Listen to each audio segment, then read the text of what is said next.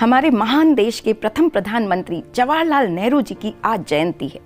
आधुनिक भारत के निर्माता जवाहरलाल नेहरू जी को बच्चों से बेहद लगाव था।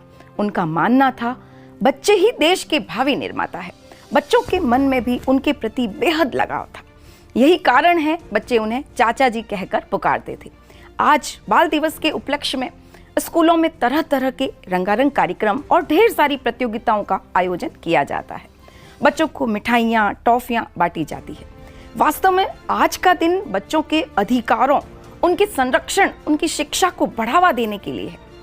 अनेक सामाजिक संस्थाएं और प्रशासन के द्वारा कई जगह पर गरीब बच्चों के लिए विशेष उपहार वितरण किया जाता है।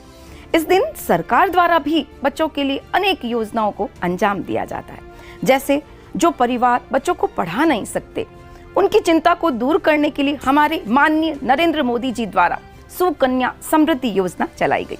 बच्चों की बेहतर निरोग सेहत के लिए मिशन इंद्रधनुष को अंजाम दिया गया। विद्यांजलि योजना, जिसका उद्देश्य शिक्षा को बढ़ावा देना है।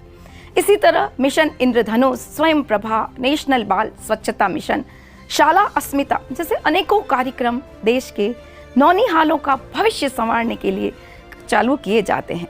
संपूर्ण भारतवर्ष में बाल दिवस, नेहरू जी का जन्मदिन बड़े ही उत्साह के साथ मनाया जाता है। आइए बच्चों जानते हैं नेहरू जी के बारे में।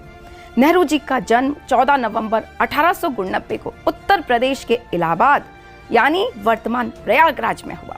उनके पिता पंडित मोतीलाल नेहरू जी देश के उच्च वकीलों में से एक थे।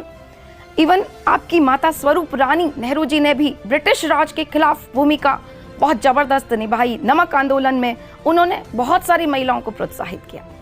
बहन विजयलक्ष्मी पंडित जी संयुक्त राष्ट्र महासभा की पहली महिला अध्यक्ष बनी।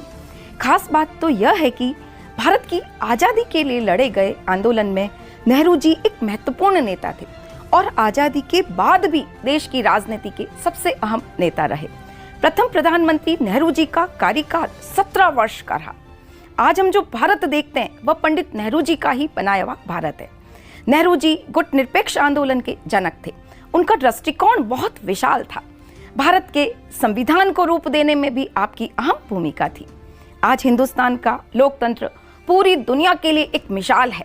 पंडित जी ने जैसा मजबूत इरादा लोकतंत्र को लेकर दिखाया, वैसी ही ताकत के साथ भारत की एकता और अखंडता को बनाए रखने के लिए भी अत्यधिक कोशिश की। स्वतंत्रता से पूर्व की बात करें तो महात्मा गांधी जी के साथ कंधे से कंधा मिलाकर अंग्रेजों के खिलाफ असहयोग आंदोलन, नमक सत्याग्रह या भारत छोड़ो आंदोलन, सभी में नेहरू जी ने अहम योगदान दिया, बढ़ चढ़कर भाग लिया।